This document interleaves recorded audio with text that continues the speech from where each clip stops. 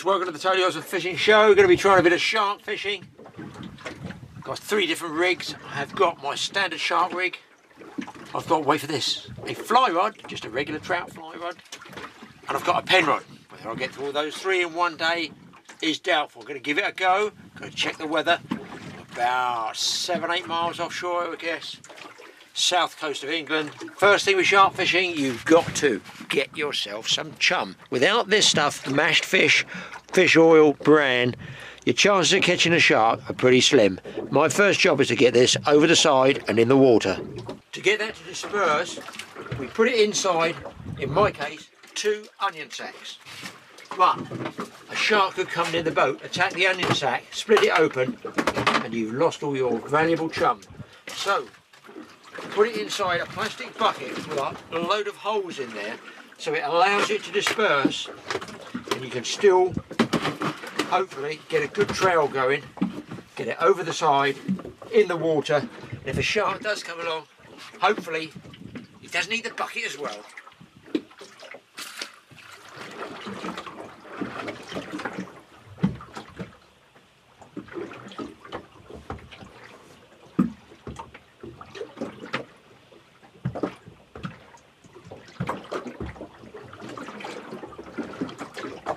Make sure it's tied on tight. If you lose it, that's your day's fishing down the Swanee.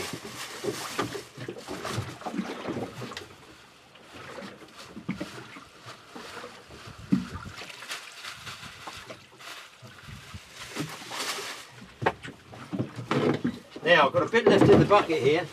We're going to fill that up with water. Not fill it up, a little bit. So should one come around, I actually take that plastic bag.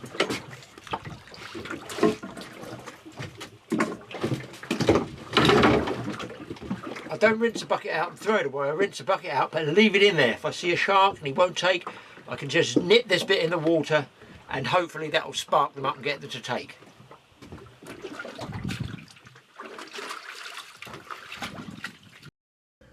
So you can see what you've got to do is to keep some smell, some scent coming out of those holes in the bucket. And the bucket is there. If a shark comes up, it bites the bucket, trying to get hold of what it thinks is a nice chunk of meat.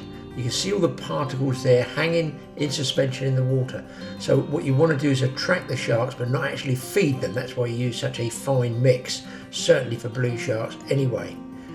You want to make sure that you keep the lid on top of the bucket, because I have actually had a shark put his head up and over inside the bucket trying to get hold of the bag inside. I'm going to set my floats spaced apart and also at different depths. Closest to the boat will be the shallowest, and furthest from the boat will be the deepest, because the further you drift away, those chum particles are going to sink down and they're leaving. If this is the top of the sea, here's the boat. It gets deeper like this, so you want your baits at the back to be the deepest ones. Now I don't know how long, with the wind coming up, I'm going to be sitting here. Might be an hour, might be less, it might be more, but I'm going to give it a go anyway. Tackle, you can use regulation gear. When I say regulation,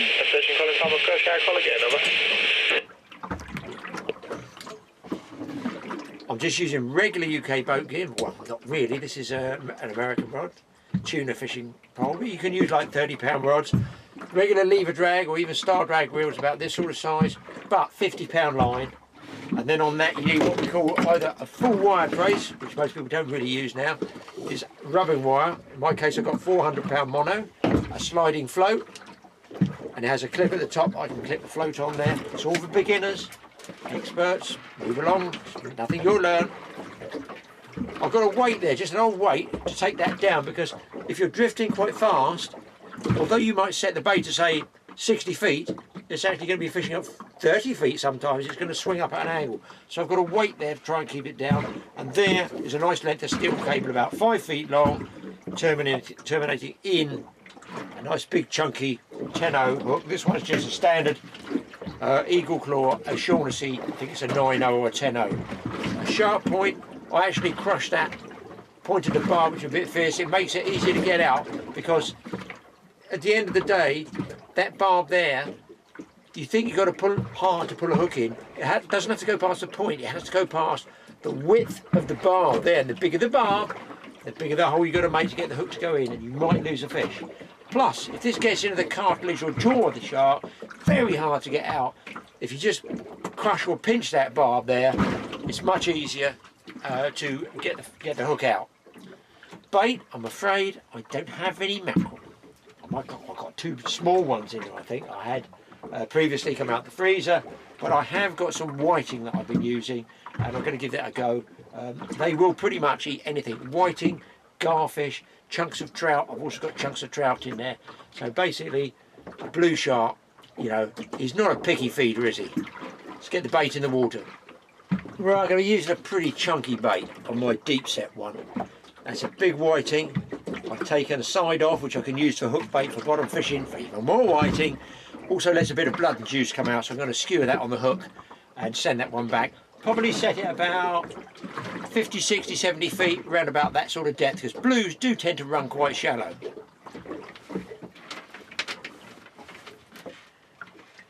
My way of hooking it, straight through the jaw, out the nasal flap, turn it around, rip it through, nick it again, and I'm going to actually, I always do this, because you don't want the hook turning over into the bait. Let's put a little split just behind the back of the hook there. Watch your fingers with sharp knives. Do you know what they say? They say more people are cut with blunt knives than sharp knives. If you know you've got a sharp knife, you've got a bit of respect. There's the bait, there's the hook, there's the filthy hand. You wouldn't want me making sandwiches, would you? And over the side we go. So I've got, for measuring the depth, I've got about 3 spans, so it's about, say, 18 feet already. So I get to my main line, I'm letting that sink down. That's a fathom, okay, like this, roughly, is a fathom. So I've got 3 fathoms there. I've got 4, 5, let it go down nice and slow. 6, 7, 8. Yes, 6 8 are 48. 50. And I'm pretty sure that's going to fish at 50, because don't forget I've got the lead weight on there. I pinch my line into that float, which will release, and then slide down the line if I get a shark. And now I just send this one back. Make sure when you're sending your shark lines out that you always send out your deepest and furthest one first. Otherwise, if you had shallow bait set close in and you run it through, trying to sneak through and get past that to get to the outside line, you'll find a lot of times your trace, or worse, your line goes through the bait of the other hook, the inside ones, is laying across there, you think you've got the float, and then the guy or your bait on the inside gets taken, and yes, it bites through that line because there's your line's going through where his bait is. So get them all set out there nicely. Now you can get sharks. I've had sharks, as I'm putting the line out like this, as I put the line in the water with no chum in the water. I've also had no sharks despite having huge amounts of chum. You don't know when they come, and that's the excitement of it, guys. You just don't know. I mean, a lot more British people now, since we popularised the shark fishing with many YouTube films on thresher sharks, ball beagle sharks, blue sharks, more and more people want to try it. Can you blame them? It's the biggest fish you're liable to catch in the UK. And of course, it's that sense of the unknown. When you get your line back there, I'm shouting because the mic's in there and the wind's picking up. You check your strike rate there, but when you strike, the line comes off under pressure, and then you just ease back so you get enough pressure that you don't get an overrun like that, should a shark pull and take the bait. Just let him eat the bait for maybe 10 seconds, something like that, and you should get yourself a hook up. Put this one in the back holder and I'm going to get another one out.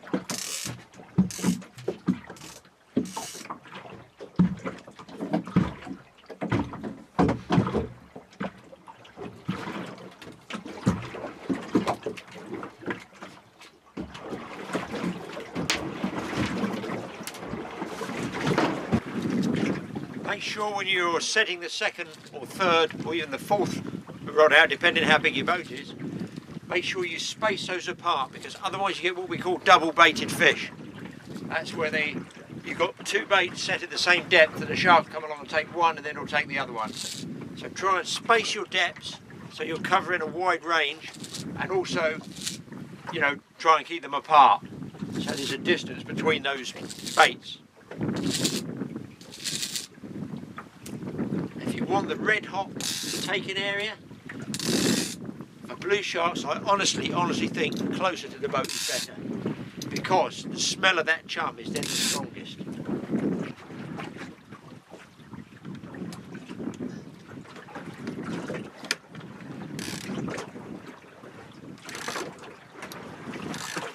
Well, the lines have been out about 30 minutes. As a generalisation, I would say it probably takes an hour on average to get that drift going. Now, if it's a really rough day and the boat's drifting fast, don't forget, that fish doesn't know you're up here. The shark doesn't know you're, say, a mile up here. If you were going to pack up, for argument's sake, 3 o'clock in the afternoon, that shark can't possibly know, oh my God, they're going to pack up, the food's gone, I better swim faster. He's just swimming at a hunting stroke tracking rate. That's all he's doing. So it's just bad luck if, when you finish your day's fishing, you put the bags in the boat, drive away, and a shark comes up here. Channel 67, over. So basically it's just bad luck. If you pack up, say, 3 o'clock in the afternoon, and as you put away, a big shark comes up in that chum slick. He doesn't know you packed up. He doesn't know what your fishing day is. He's hunting, he's honing in on a smell, and he just goes at the one hunting pace. A bit like, I guess, when you see those wildlife programs where the lion's hunting its prey, the other one would be a wolf, you know, just constantly chasing after the elk or something like that. You know, it's just a pace they're going to be swimming at. Now, if they're swimming at say 1 knot, for argument's sake, and your boat's doing 2 knots, they're never going to reach you, are they? They're never going to reach you. So what you can do, you can slow your boat's drift down a bit by using a drogue. I'm going to show you what it is there. It's not really windy enough for a drogue today, but I'm going to put it out just to show you, because it is another little, I don't know, it's just something that can swing those odds in your favour if you are really nuts on shark and you want to slow the drift down. You might want to stay in one area.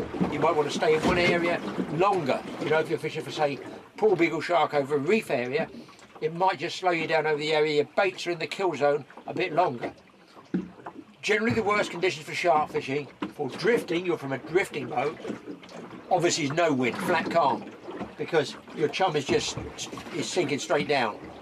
If you're going very fast, let's say, I don't want to be out in it, a force 5, something like that, it's going to be flying, your boat's drifting fast, it's going to stretch the chum slick out. But worse, if somebody's not on chum duty and you have a break in that slick where it just dies out and the bag's not being shaken or the tub's not being shaken, any break in that slick and the shark's going to go. Now, I know this for a fact because I've watched many sharks go about 20 feet past my boat. They come up the chum slick, they go under or around the bow or the back of the boat. They only go 15, 20 feet that way and they turn around. Now, I know this for a fact, that sharks won't go far from that smell. They go around the bow of the boat, they go around the stern of the boat, they even go under the boat, quite rare, but they generally tend to skirt the boat. And they're just looking for what's going on. Well, there's no smell that side as you're drifting along, the smell's being dragged behind you. Once they lose that smell, I've seen them do this. They go around about 15 feet, no more, 20 feet, circle the boat and go back to the smell and then come back in it again. So if you break that smell up by going too fast on the drift, or nobody's on chum duty and they all go to sleep, very easy to do on a shark drift, you've broken that chum snake, you've only got to break it for, I reckon, 20 feet or 30 feet with no smell. You've lost hours of chum slick back there, hours of really good, leaving a trail, leaving a scent trail for them, and then because somebody's gone to sleep, oh, no chum coming out, shark's gone. Then you've got to wait for a whole new long drift to come. So, you know, somebody goes, oh, I'll shake the bag. Well, that's fine, but you might have a gap of 20, 30, 50 feet, whatever. So, little tip there, and I'll show you what this drogue looks like. Okay, so this is my drogue. This is a canvas one. They're also known as a sea anchor. And basically, it's like, if I can show you, a big parachute. Let me get down here. I've got to put that camera in there because the wind's blowing and this mic is terrible, this one. So you can see like there's a big, big parachute. You wouldn't want to jump out of a plane with it, would you? And it terminates in a ring here, which we tie on the end of a piece of rope. And it's got a hole there. So this is also known as a sea anchor. So if you had a problem with a boat and you wanted to slow that drift, you put out a sea anchor. This is a freshwater one, it's canvas. I'm going to put it out there, see if we can get it to fill with water. We might not be drifting quite fast enough, but I'll give it a go, and then if I get the underwater camera, you'll be able to see what it comes out like. But that's it basically, and it billows out almost. Imagine an umbrella in the wind, like that. It just slows.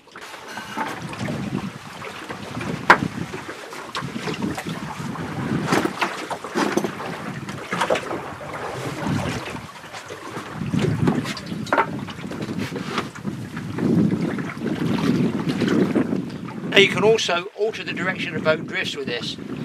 I haven't run it right back, but if I put it from the bow and it pulls from the bow, it will actually swing round. I'm going to try and get the underwater camera on if I can, at least show you what it looks like under the water.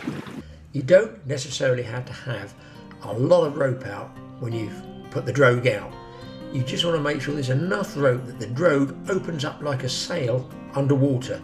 It makes no difference whether you put it 10 feet back or 100 feet back. Once it's opened underwater, it's creating a resistance that slows that boat's drift down.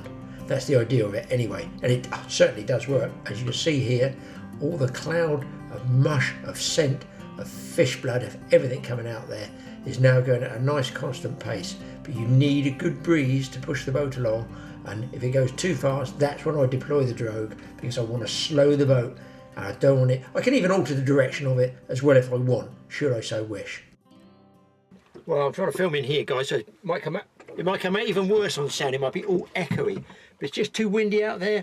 I just know that I'm going to get wind in the mic. Another tip, now you've seen my secret weapon, the drogue or sea anchor, are these things. That's right, CDs, old used CDs. Now if you want visual fish like, let's say you're shark fishing for poor beagle sharks, mako sharks, thresher sharks, that type of thing, they are big time sight feeders as well as using scent. The blue's predominantly scent, but I'm going to show you what these old CDs look like in the water. It just gives that extra added flash. It costs absolutely nothing, and looking at it from the fish's point, from the shark's point of view, looking up, if he sees a load of flashing up there, it might bring him up into that chum slick, and then his second senses come into bear, the scent, the smell.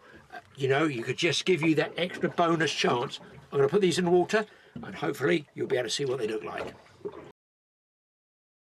Now you might think it's crazy actually putting these CD discs on like this, but I've had sharks bite the discs. I've had blue sharks I've seen come up in the chum slick and bite the discs. Now there's every possibility I just put it fairly close to the boat. I can either put it on a hand line or I can put it on another rod like this.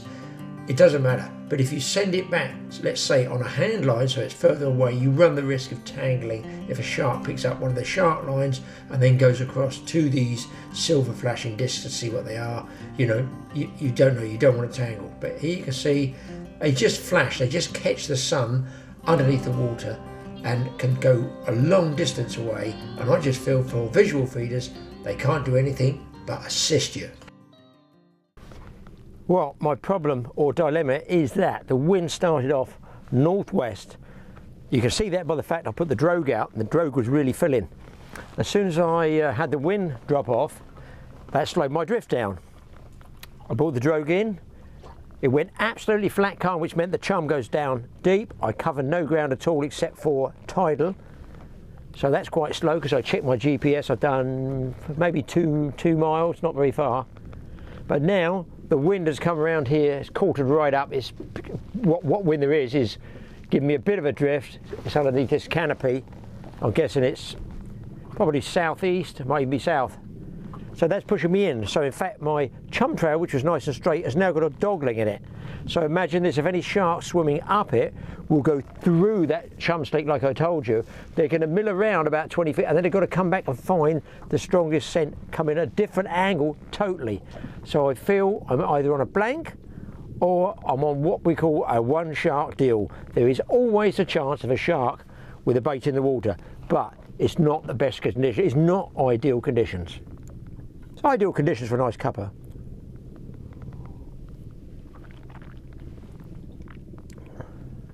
You can actually see if I show you. You might even be able to see it with this camera, assuming it's working. There's my slick. There's another little guy, a little guy in the boat over there. I think he's drifting a wreck over there. He's not moving much. I haven't seen him motor up and drift over it again. There's my little friend, Sammy the seagull. Been feeding him bits and pieces of everything. He's going to obviously be sitting on the boat up the motorway, I should think. I've fed him that much. So there's ripples here. Slick. That's my chum. That's the oil off my chum. Ripples here. Slick off the chum. Hang on a minute. I've got one chum lane down here. I've got one chum lane up there where the wind has quartered and blowing me this way. That's my problem. Fingers crossed, I do actually get one. Quarter to one, man alive. That's a long time with no shark showing up. I know it's the conditions are against me. Anyway, I'm going to tough out as long as I can. I've got another 2 tubs to go through yet. Don't worry, there is no shortage of chum. I'm just amazed there's no mackerel that have come into it, but that's the way the fishing's been this year. You can't beat a hot brew made on board. It's just so much better than flask tea. I've got the other camera up high, but I've had to rope it off because I have had my really big camera, the Sony, crash over and hit the side railings. Luckily it didn't go in the water several times. So trying to make these films for you people on YouTube, I get quite a bit of damage report on cameras. But every now and then, I get it right. Now, this can actually tell you, this drogue, whether your boat is drifting, because if it fills up like that, you know your boat is still moving. Now I'm fishing alone in this boat, so you've got to think safety as well, but the wind's died down, for the moment anyway, but there's every chance a shark could suddenly appear, literally, by the chum bag, you know, or down here, close, so keep yourself what's called a feedback bait. Now, it's the same thing, it's just a spare rod, but it doesn't have a float with it. You don't need to set any depth. I've got the same trace, it doesn't matter what you put on it. This is me saying this, that one has got what's left over an old garfish and a piece of whiting fillet. It's just there, so if I see a fish that's come right past my baits here, and the reason I'm saying any old rubbish bait will do you is because the scent is absolutely strongest down by your chum pot or your chum bag. He's really not too worried generally what's going to be there because he wants to kill it and eat it. He's going to get more agitated, more excited the closer he gets to the boat. So that way you can have this maybe just in a bucket of water, resting in the back, in the centre there. As soon as you see one swimming around, he's missed your 2 baits, over the side with it, feed it back, let him take it, and then give him the butt. Is that what they say in England? The rod butt. Got to be careful now, it's also PC, isn't it? Give it the butt. Don't type in, please don't send any lewd comments in, because I'll only remove and block. So there we are, feed bait. Now, the other little tip. My God, we're going to be weak at the knees with all these tips. Don't get it on other fishing shows, do you? No, it's all secret squirrel stuff, I won't tell you anything. Right, wind's eased, as I said. The drogue is there, it's set. I may even move it to the bow, but it's barely holding us back now.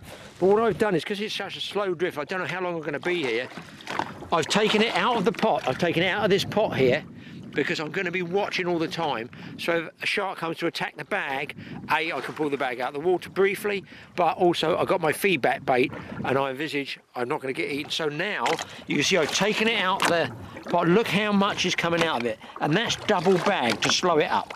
That is double bag. That's one onion sack inside another. And look, I just moved it. I barely moved it. And you can see big smoke trail going back in the water. We've been going 1¼ hours. I'm kind of surprised I haven't had a take yet, but you never know. Shark fishing is basically any time, anywhere. No, I feel another tip coming. You might want to get yourself some extra baits. I'm just using whiting that have been previously caught on another trip because of the lack of mackerel. But if you do want to catch a mackerel, get yourself a small rod. It can only be a light rod, that's all you need, like this. A set of feathers. Now, they can be small, what we call hockeyes or shrimp rigs. Anything small, because I tell you why. I've noticed over the last 3 or 4 years, tiny little small, what I call, you can call them shrimp rigs. I don't know if you're going to see that one there. Come out the way a bit there. They seem to catch the mackerel better than the big old-fashioned feathers. I'm talking about here in the UK, obviously YouTube's worldwide. I know we've got a huge following of sea fishermen all over the world. But I'm wondering, are some of the bait fish being overfished to such an extent that they are now getting smaller and smaller and smaller, and the mackerel are feeding on those, and hence they're not taking the bigger feathers? Why are these bigger feathers so poor, and why are the small feathers so successful? I really don't understand that. But you can also just drop these over the side into your chum slick, let it go down 30, 40, 50 feet, something like that, not too deep, because again, the angle of the chum is shallowest and closest to the boat and tapers away like this as you drift away. So if you drop down too deep, your feathers are going to have gone through that column of chum and just be in sort of no man's land. I feel a lot of fish like mackerel will be attracted to the particles in the chum.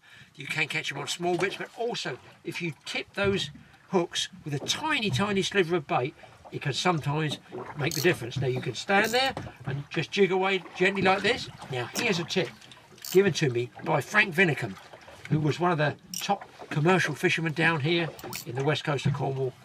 I called him Mako Frank because he was really into the Mako sharks. He's a commercial mackerel fisherman, so he had a big wheel that they used to wind, or electronically, however they work this big wheel. Years ago they were called a hurdy-gurdy. I think they were done manually. Now it's probably all electric. He fished 28 feathers at a go, up and down, for mackerel commercially. And he sees everybody mackerel fishing like this. Fishing going Falmouth Coast Guard. Say again your vessel name, over. The vessel's name is Smith. I'm going to switch it off. I don't trust Smith. He plays with electronics all the time. Annoying young boy. Right, what Frank was saying is, everybody, standard boys, just jigs up and down like this. Just jigging, jigging, jigging. And Frank said, how many fish, little bait fish like this, go zooming up and down like this? He said, no, they're darting on short little movements, so little flicks of the rod top are all you need. That's a tip from Frank Vinicum. The last time I spoke to Frank, I think it was about 90 or 92. Some tremendous fish he'd had. But what a tip, straight from a commercial fisherman. A Second World War veteran as well. I think he had what I used to call an ACAT gun. Man, he told me some stories. It's on our YouTube channel. Check it out if you want to listen to one of Frank's, historic commentaries on World War II and what happened to him. Great guy.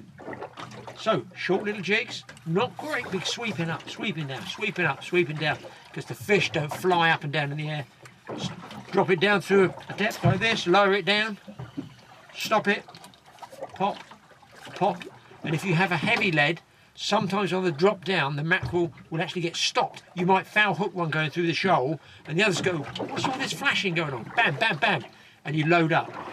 Another little tip is, when you're feathering for mackerel with a lighter lead, be aware that as soon as you're dropping down and it goes light, lock up and wind and keep it tight, because if you don't keep those mackerel tight on those feathers, they all swim around like this. You will have the most god-awful bundle of fun for the next 20 minutes trying to sort it all out.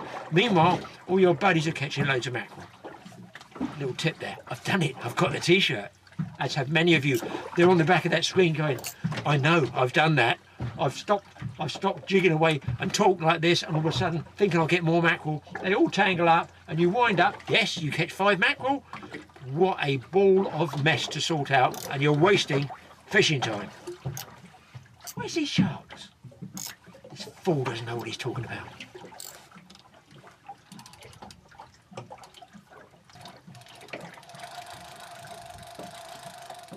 Forgot to tell you this, guys. Generally I fish this with coloured line, but when I'm mackerel fishing, I wind on about 20 or 25 feet of clear mono just in case the mackerel see that thicker yellow line. That way, I don't want the yellow line starting at the top of my feathers. Just my hunch, use it or lose it. Makes no difference to me, that's what I do.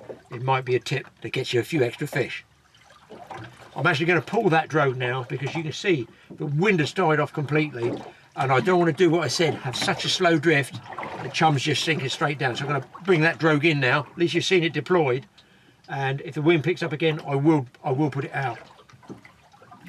In fact, I'm going to leave these feathers down because the other thing you can do when it's a bit rough, you can leave the rod in the holder, light drag, ratchet on, and as the boat rocks up and down, you can be fishing with no hands.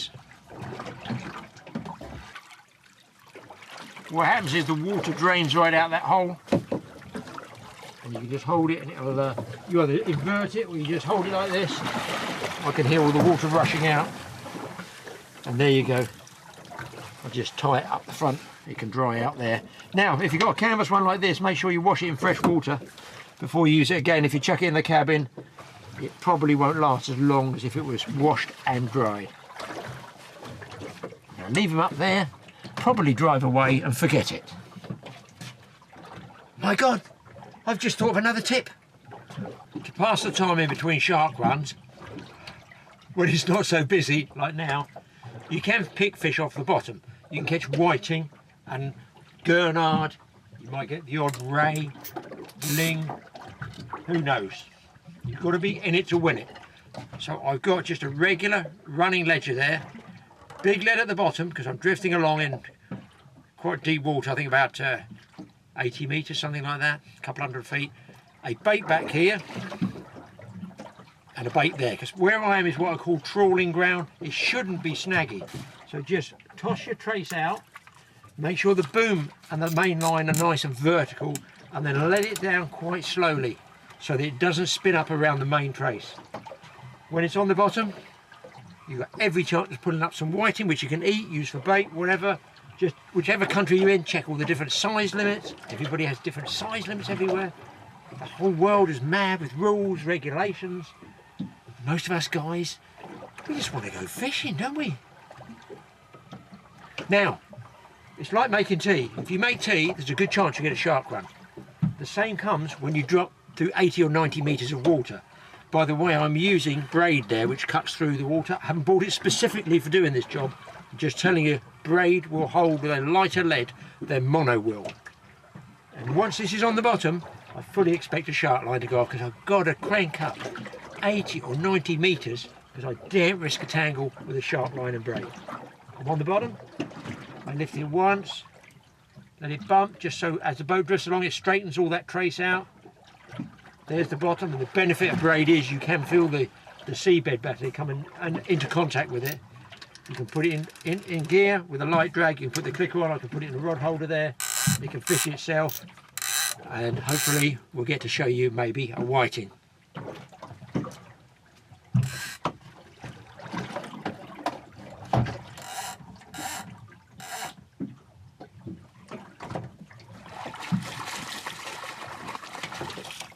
Well, the wind, boys, has died away. Look at it, beautiful. But even now I'm not happy because I want to be slightly at an angle. What happens is the wind gets up under this canopy and it will act like a sort of sail pushing it along. But look at it, 1 hour and a half, we are due a shark run. But of course they can turn up at any time.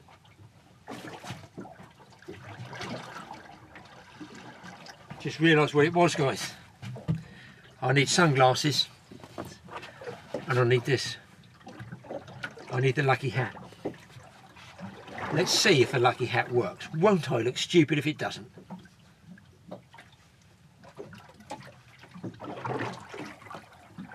Get some sunglasses on, I think.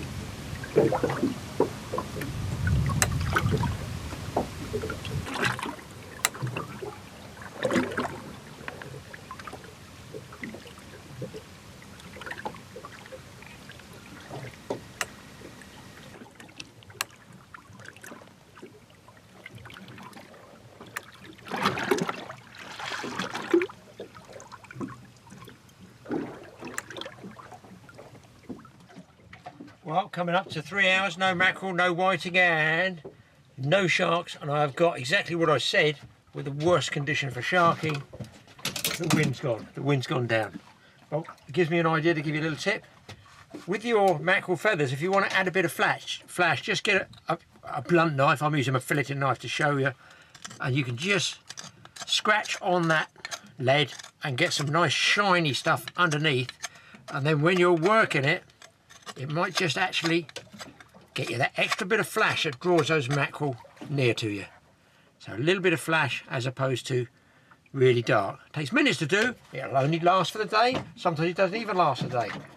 Use a blunt knife, I'm just using my filleting knife to show you, and you can get this really quite clean, just like that, as opposed to the dark side. I'll finish scraping this and drop it down. We are well overdue a shark one, boys. It's going to be one of those days. It's going to be a tip-filled day, and maybe one fish when it's flat calm like this.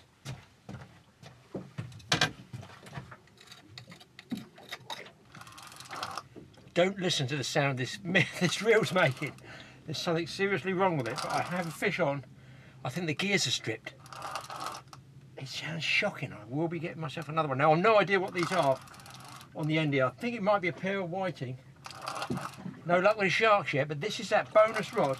While I'm waiting for the sharks, why not drop down one of these running ledger rigs to the bottom, see if I can get a bite. It's been a long time coming, but there is indeed a fish on it. Could be a dogfish, could be a whiting, could be anything. I've got the feeling there's two fish on here somehow. I just got that feeling. I had a mackerel head on for bait and a piece of whiting fillet. If I could catch fresh mackerel, I think I'd do much better, but I can't even catch the mackerel. It's a strange fight. It keeps going sort of semi-slack on me. Here it comes, here it comes. It's two or something. I thought it was two. Looks like a whiting. I'm going to go for a whiting and a dogfish. Or is it double dogs? Well. Come all the way down here to the West Country to get away from them, and I get double dogs. Oh, there we go, people. But listen, that's better than nothing, isn't it? I mean, it's got to be better than sitting there doing nothing. A couple of dogfish. There's every chance now that I might actually get a nice big whiting as well. Guys, way back here in the distance, because sound carries so well over water. I've heard this. It's back there. It's a big dorsal. It's a big dorsal. I don't think it's porpoise or dolphin. I think it's an orca. I think it's a killer whale. And he's right in my chum slick. Probably making him feel a bit queasy.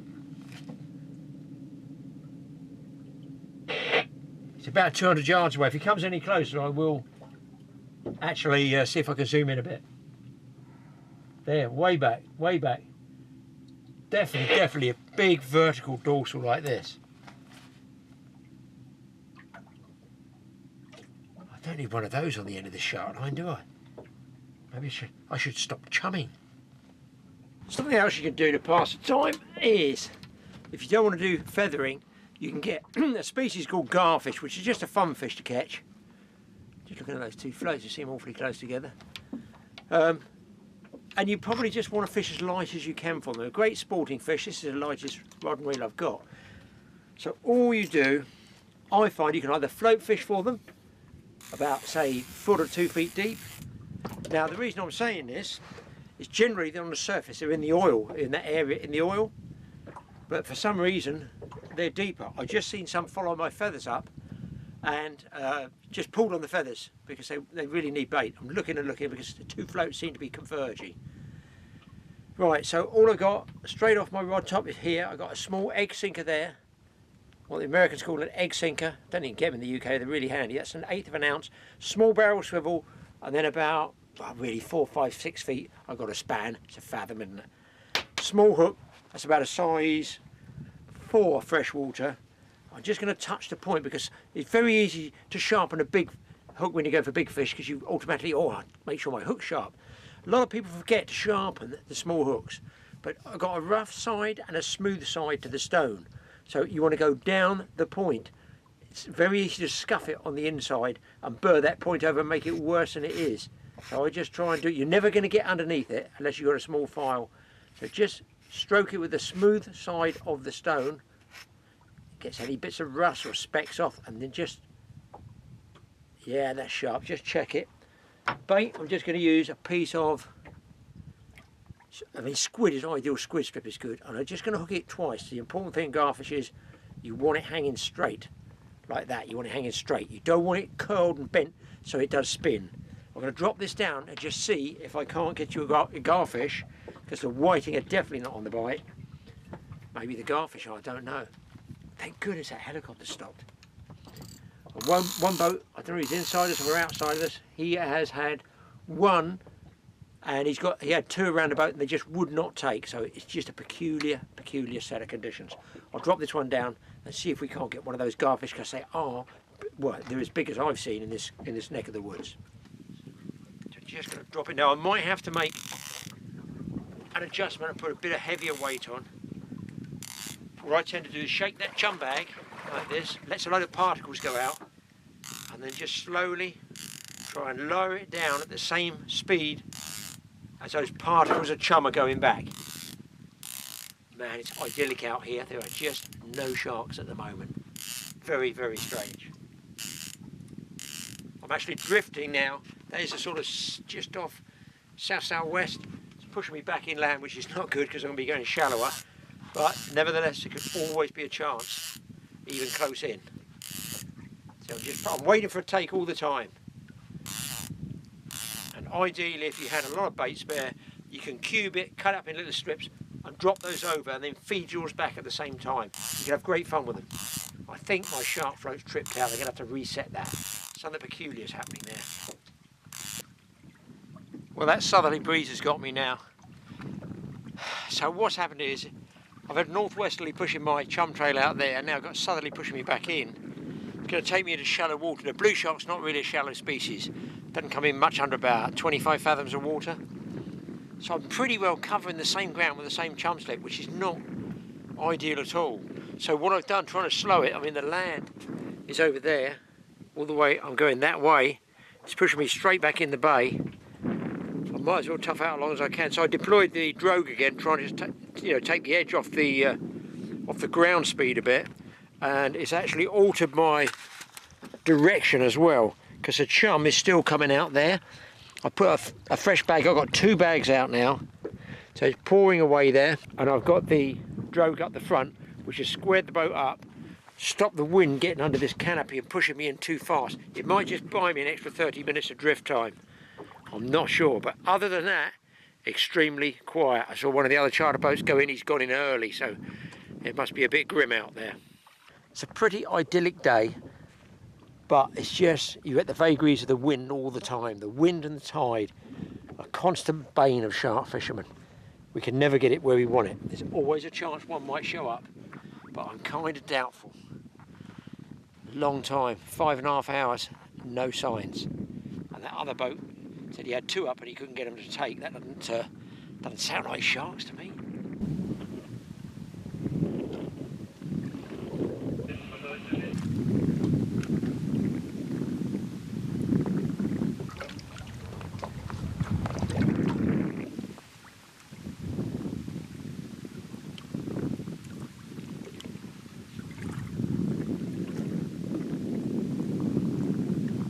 Guys, I've just seen a really big blue shark come right around the boat, right around the boat. I'm going to get these feathers. I just dropped the feathers down. Is he going to go back? Is he going to swing back and take a bait? He swam right in here, right in close.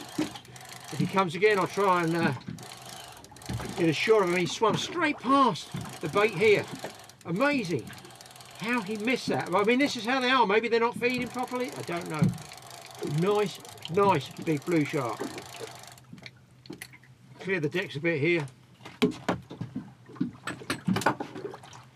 Well, I've got so much chum in the water, what can I do? I can't do any more.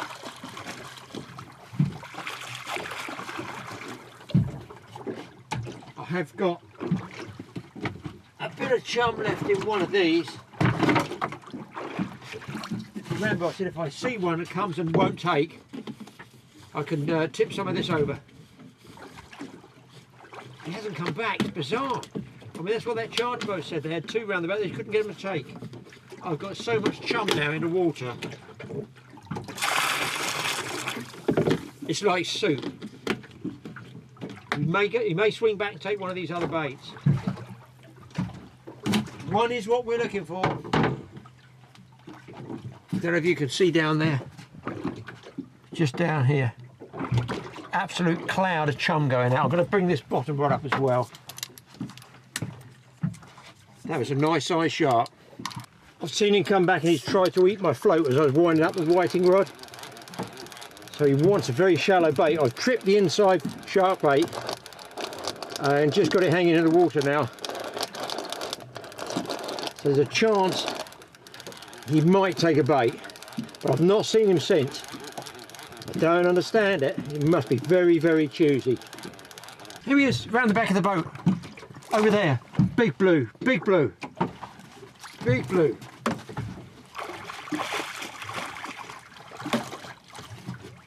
Hopefully he's going to go round a circle again. I don't know if you saw him there in the camera. I'll switch it off for a second again in case you... I don't want to run out of battery. He's just down there, guys. He's just down behind my float. I've put a couple of pieces of whiting. Here he comes, here he comes.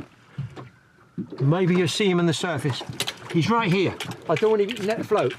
He's after the float. Oh man, that's a big shark. He's after my float. I'm going to nip that up shallow. Just on the length of the trace.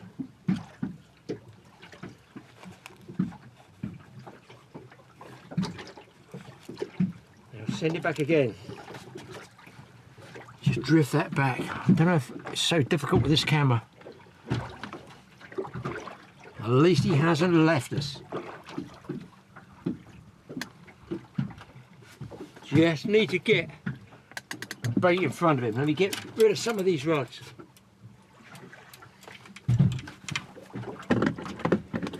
There's one out of the way. Oh, he's on this one. He just had a pull on this rod. I might have just picked this one up. He's dropped it.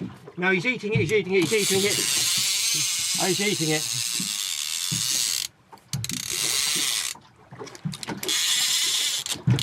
He's eating it. Feel him banging on it.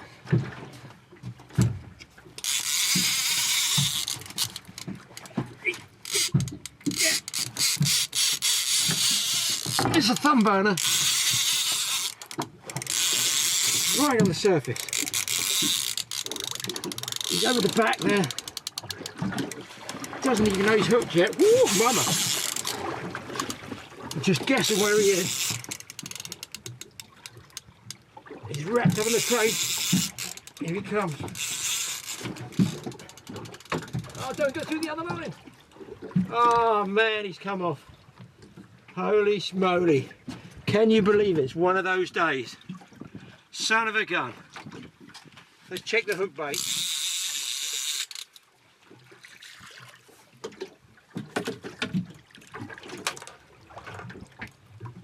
Just pulled off, guys. Just bad luck. Will he come back? I kind of doubt it.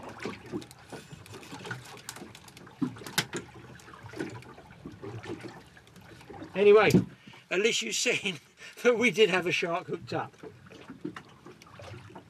Change of bait, I feel. And a shake up. I think he's swimming back towards the boat. Or has he dropped it? Has he dropped it? Ah, it feels like he's dropped it. No. He's still got it. I think he's still got it, guys. Okay. see what we can do this time.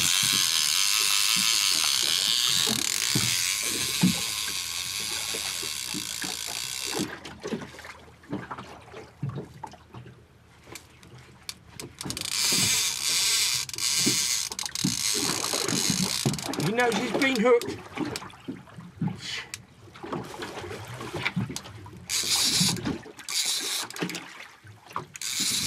Take the kicker off.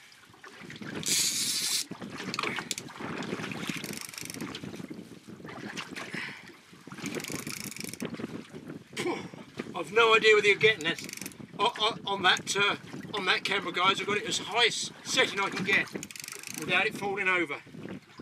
You may well split the bait again, I don't know.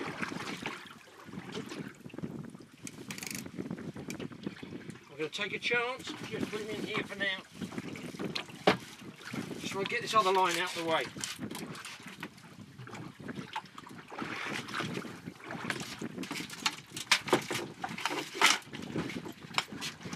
I've got tension on him still. He's peeling line out. I'm trying to get the rod belt on.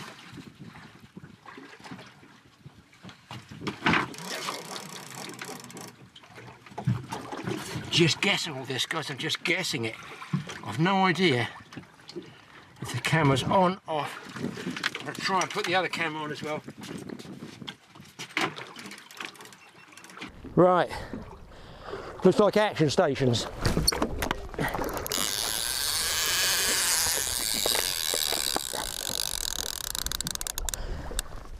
Fingers crossed, people, one of these cameras is going to work.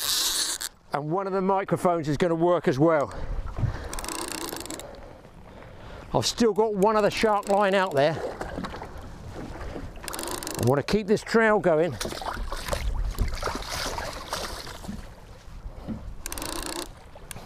I wonder if the fact I put that drogue out to slow my drift and stop me going in shallow water has actually done something.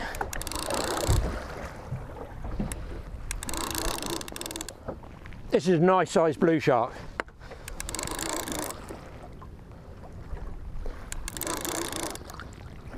You think I'm just pulling in, but trust me, he'll probably explode away when he gets nearer the surface.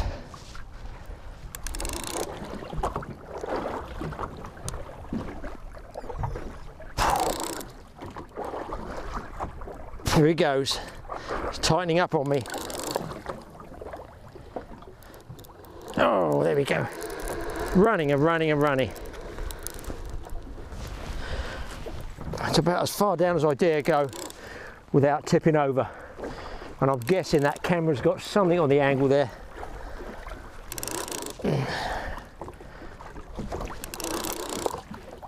Now you can see the sliding float working. It just slides down the line now. It's tripped out and just slides down the line.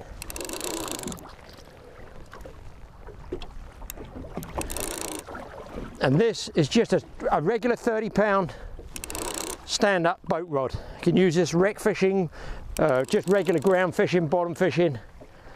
And for fish like this, you're going to get some great sport.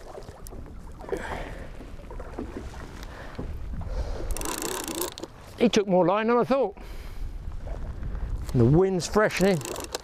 The bag needs shaking. See, what's happened is, because this wind's picked up, it's narrowed down my chum slick. So when they cross it, they can get to me quicker. I just have to hope he doesn't go through the sea anchor up the front. If there's two of us on the boat, I could get that in.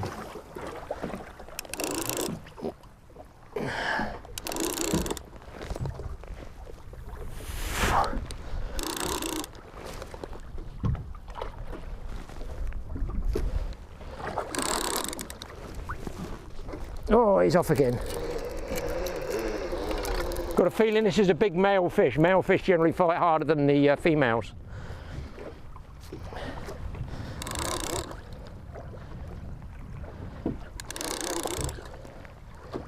Right, I'm going to switch the head cam off for a second. Never get hold of wire or mono. That's a big blue shark. I can see the colour of him down there. Without getting a pair of gloves on for the wire trace. He's sure to want to go off again in a minute. He's not going to come. There he goes. He's building up. I can feel the pressure. Okay.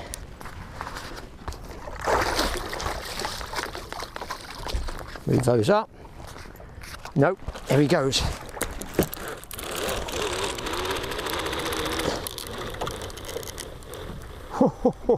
What a good job I let go of that when I did. I might have been going swimming.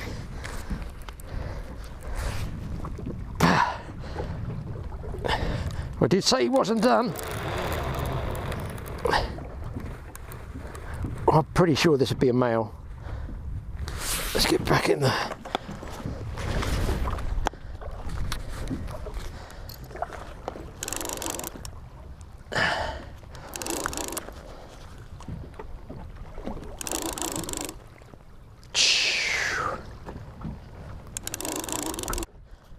I've been on and off with the cameras. What we're going to do is take a gamble, guys, because he's going to be released anyway. I'll try and get him up on the trace for you, get a bit of action. You get some idea what this shark fishing is all about and how you can do it with just your regular boat gear. He's coming. It's a big shark, nice big blue shark, and I've got a feeling he might take off again, so I'm aware of it.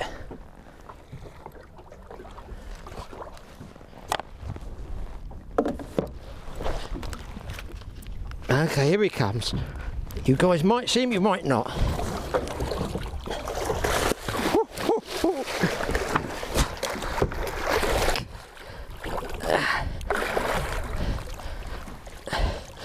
There's a shark somewhere. Over 100 pounds, I guess. That is a big blue. I did say it's a big blue. That is a big one. That's a big boy. And that's on a piece of whiting. And there he goes. Whew. Don't forget, guys, a good pair of wire cutters. Important. Hook rusts out.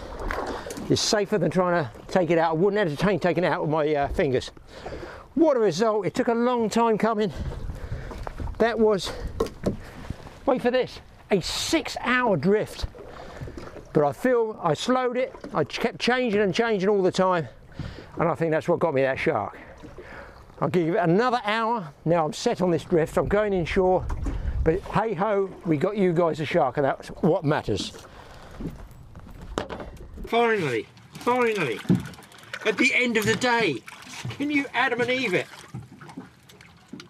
Really deep.